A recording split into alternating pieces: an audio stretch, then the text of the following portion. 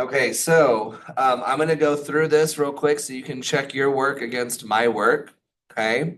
Again, this is an opportunity, just kind of like a little checkpoint as we move into once we go into the after spring break. So I'm going to open up my calendar here on the bottom. So after tonight, next week is spring break. Okay. On the 19th, we will have class. We'll cover chapter 7 and possibly chapter 8. Okay. On the 26th, we will not have class on the 26th. Okay. That will be a project work day on the 26th. The reason is because I am going to be going to Missouri State University to do a accreditation site visit, and I'm going to miss my Monday and Wednesday day class. And so I want to keep our classes together on the same chapters. So we are going to have a strictly project only work day on the 26th. Okay. I think my flight lands in San Antonio at 6 o'clock. So I will log into Zoom by 6:45 and I will help with any project questions you have, any ingredient questions that you have. Okay. It'll be strictly a project work day on the 26th. Okay. Then on the 2nd, we will cover chapters 9 and 10. At that point, we'll be finished with the textbook. So that means April 9th, April 16th, April 23rd, and April 30th. Those 4 class periods are going to be strictly project work days. Okay. You have to log into Canvas or you can come to class. I'll be here at 6:45 if you want to be here in person. Okay. And my rule for this particular those 4 class periods is you have to log in or come to class. Okay. If you are done with the recipes that are due the following Wednesday, then you can log right back off as soon as I take attendance. But if you are not done with the recipes for the following week, you need to stay logged in or stay here until you're finished. Okay. Or until class is over, whichever one comes first. Okay.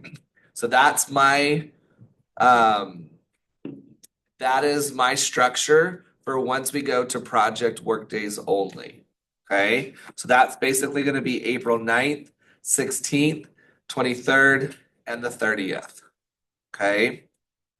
We will do project work days only.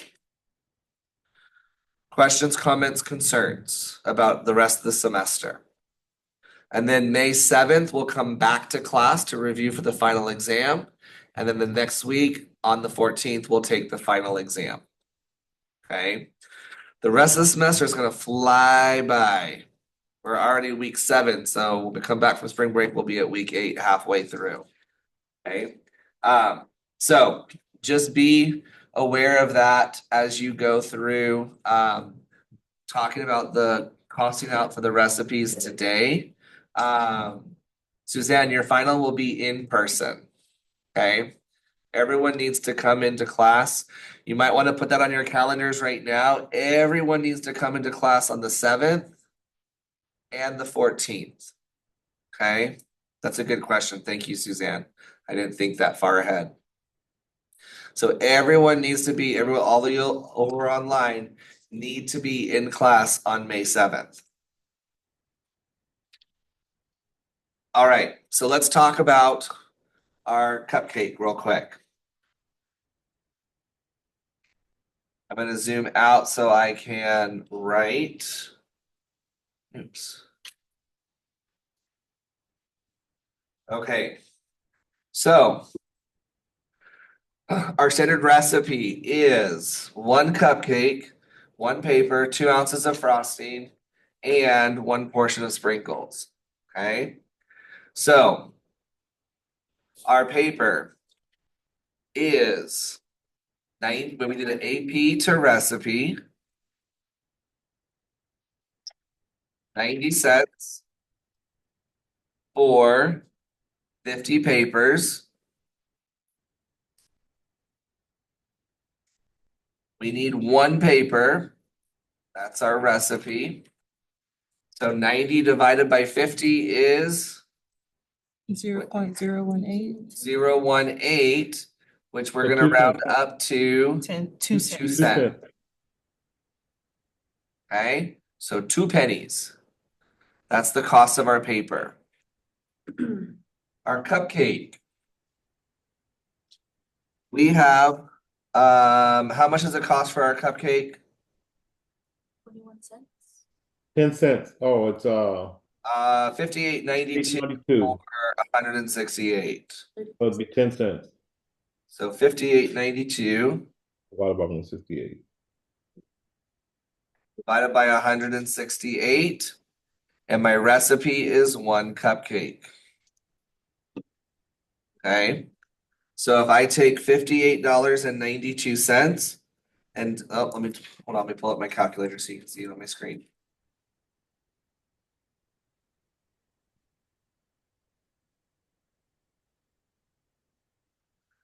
$58.92 divided by 168 cupcakes is 0.3507, which we're going to round that up to how much?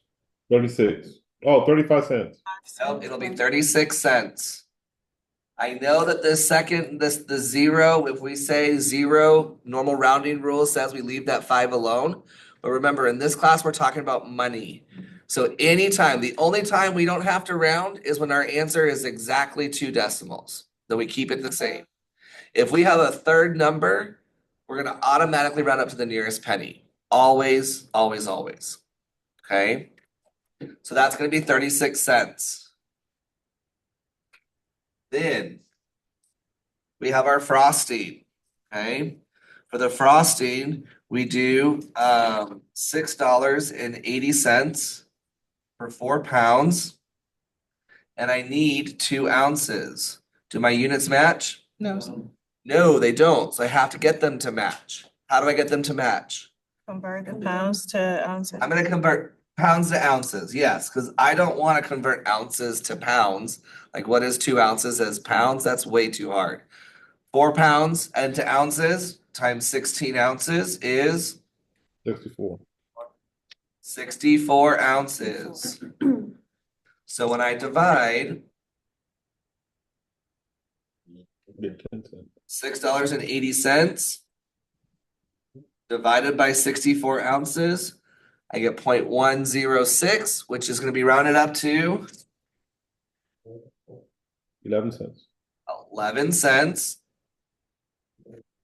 And since I need 2 ounces, it's going to become 22 cents. Right? This is my cost per ounce, 11 cents per ounce. And then I'm going to multiply that by the 2 ounces that I need to get 22 cents. Could you explain it to me one more time? I was writing, I'm sorry. Sure. So I'm going to convert my 4 pounds to ounces, 64 ounces. When I divide $6.80 by 64 ounces, I get the 0.106, which is going to become 11 cents. Okay.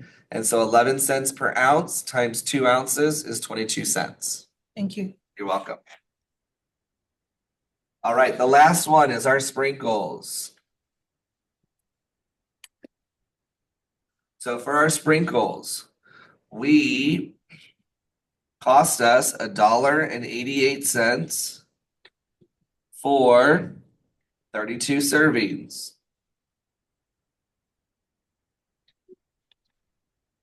I only need 1 serving of sprinkles.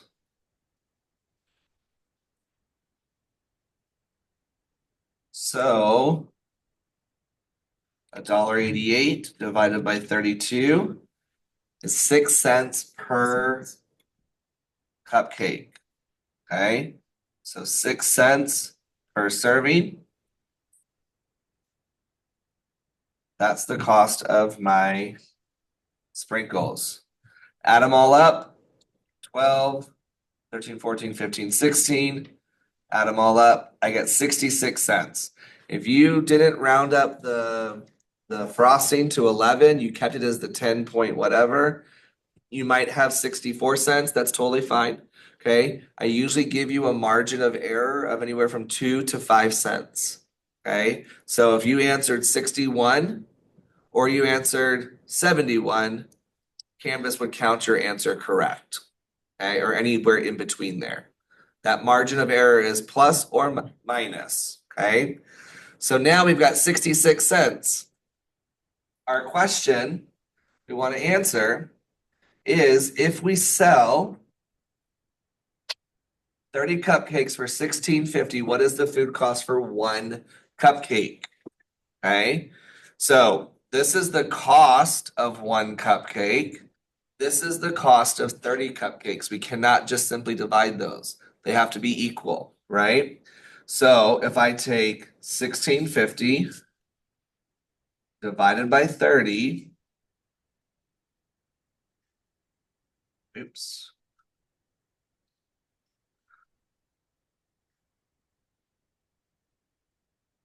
$16.50 divided by 30 is 55 cents each cupcake. That's what I'm selling it for. I'm selling it for 55 cents. Do you guys see an issue yet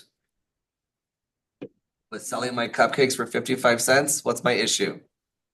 It's 11 cents of a profit. 11 cents. over. Right. It cost me 11 cents more to make it than what I'm selling it for. So if I did my triangle, 66 cents divided by 55 cents.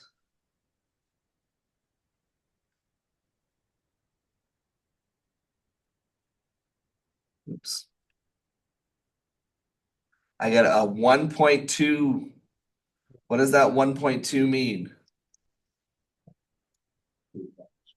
That's our food cost percentage. We gotta move our decimal place over 2. That's 120% food cost percentage. 120 over anything over 100 means it's gonna cost me more money than it does that I'm selling it for. Okay? So does this make good business sense No. to sell it less than what it costs us to make it? No, it does not. Okay? Not always. So what can we do to fix this situation? We could increase the price that we sell it for. Okay, good. We could get cheaper ingredients. Okay?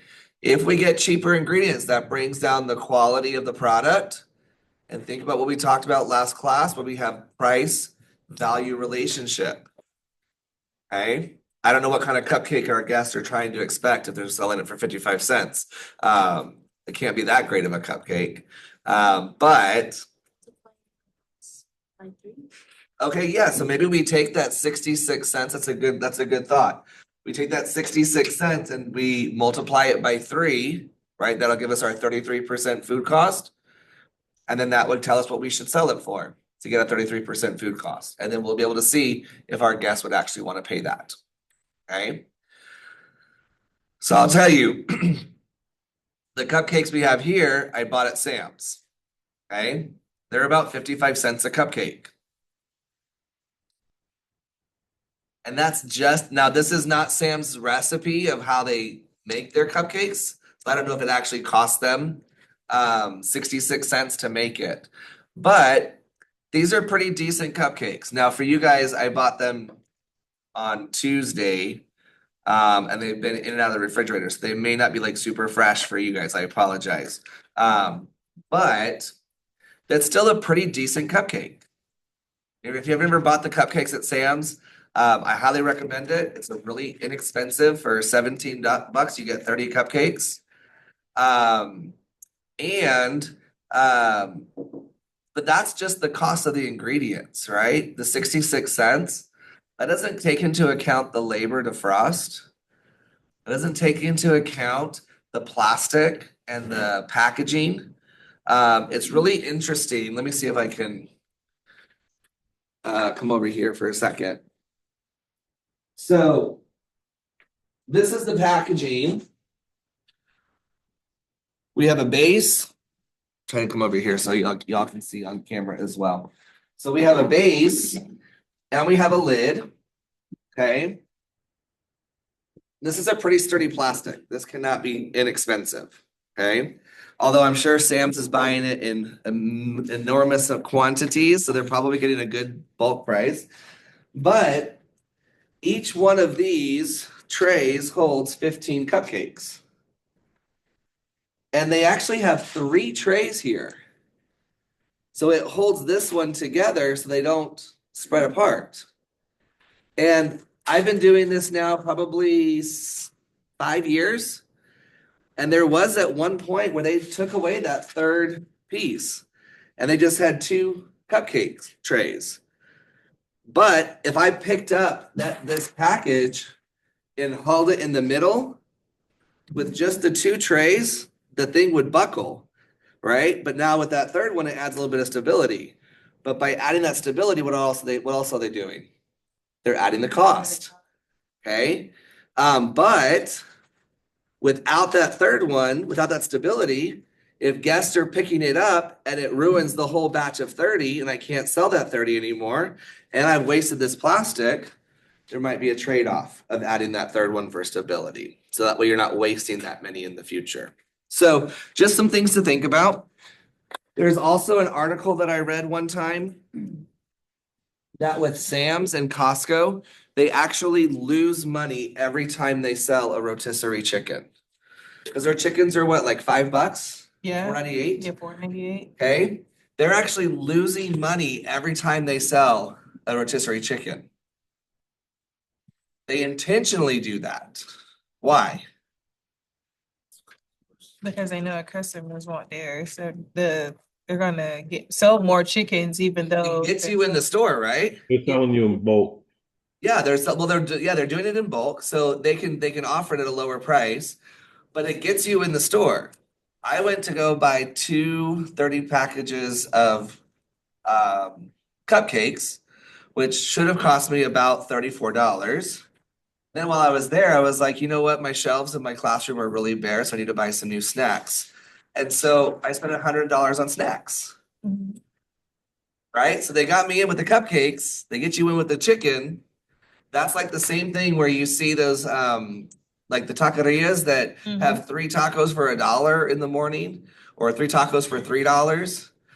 They're gonna get you in there, and then the next time you think about it, like, oh, you know what? I'm only paying $3 for the tacos, so I might as well add a cup of coffee.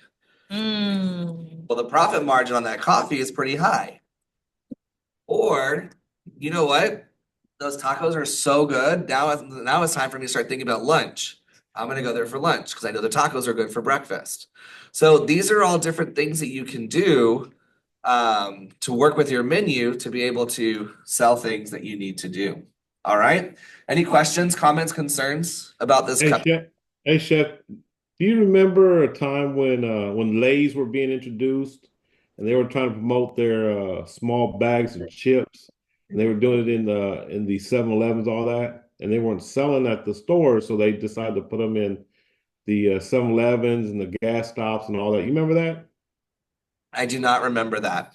Only thing I remember about Lay's is what's their tagline, no one can eat just one, or Yeah. you can't I eat just remember one. Yeah. But for them to sell their small bags of chips, they would put them at gas stations and all that because they weren't buying them at the stores. So they Yeah. would, so if you go in and get gas, what else are you buying? You're getting a Coke, and you see so they were putting these chips next to the cash registers. There's a story behind all that. Yeah. Or I think they In fact, used there's to a be movie on it. 45 There's a cents movie or on like it. Yeah. $4. I mean, there's also, I mean, if you think about it, there's a whole science behind why milk and eggs are in the back of the grocery store, right? If you're going in and grabbing that milk and eggs, you have to walk past everything else, and something else might catch your eye, and you put that in your basket, right? So there's a whole science behind that. All right, That's exactly why I wear headphones when I go inside the grocery store. I'm just super focused on what I came in here for. Nice. That's awesome. I remember when HEB started doing